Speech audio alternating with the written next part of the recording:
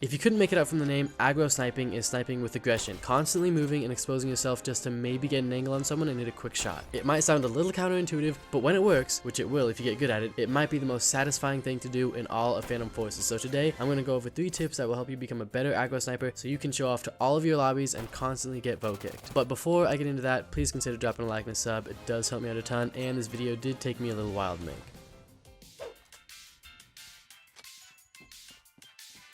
Tip number 1 is pretty simple, and it's just to find the best sniper and the best setup for you. There are a lot of snipers in Phantom Forces, and while some are pretty similar, they're all different, and it's important to find the one that works best for you. My personal favorite is the Model 700, one of my favorite guns in the whole game, and my setup lets me handle very well and get a quick ADS speed. Generally speaking, for aggro sniping, your setup should be focused on exactly that, handling and ADS speed. Also, you might be better off avoiding the heavy guns like the M107, Hakati, and of course, the NTW, but given how powerful those snipers are, they can definitely still be viable for aggro sniping. Except for the NTW, I would not use that gun unless you're camping or just messing around. If you're not sure what setup to run, Spezzy's setup sheet will give you the best setups for every gun in the game, and it will be linked in the description.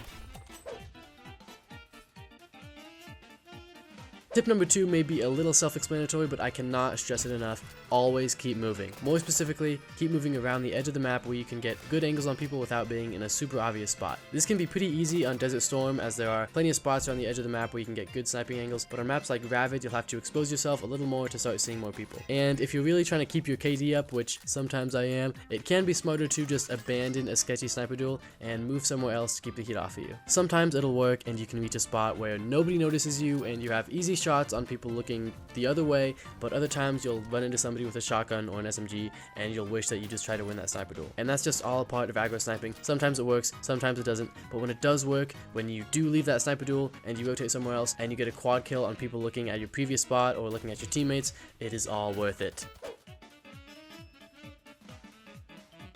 Tip number 3 is something that I've learned to do naturally, and you might be doing it naturally too, but it is still important to keep in mind after you die from somebody that you didn't even know was looking at you. And that tip is to just always use your line of sight and the other team's line of sight in your favor. 9 times out of 10, it is best to hold one angle on one person before moving on to the next. Whenever possible, make sure that the only person that can see you is the one you're aiming at. The easiest way to explain this is using windows. Right here, I could be right up next to the window to see the whole map, but then the whole map could see me, which I'm sure is, that's mind-blowing. But instead of doing that, I'm in the back of this room holding an angle on one spot so that somebody over there or over there couldn't just kill me instantly. And so once I get the guy in the spot that I'm covering, or when I see that nobody's there, I still don't go right up to the window, and instead I keep moving around the room to check on the other spots that I mentioned before, one by one. Using this strategy is a great way to keep yourself generally well hidden, especially if you're using a suppressor, and this is going to be a huge surprise, but that actually means that you will die less, which I personally think is a pretty good thing. Anyways, that's going to wrap up my 3 tips for how to get better at aggro sniping.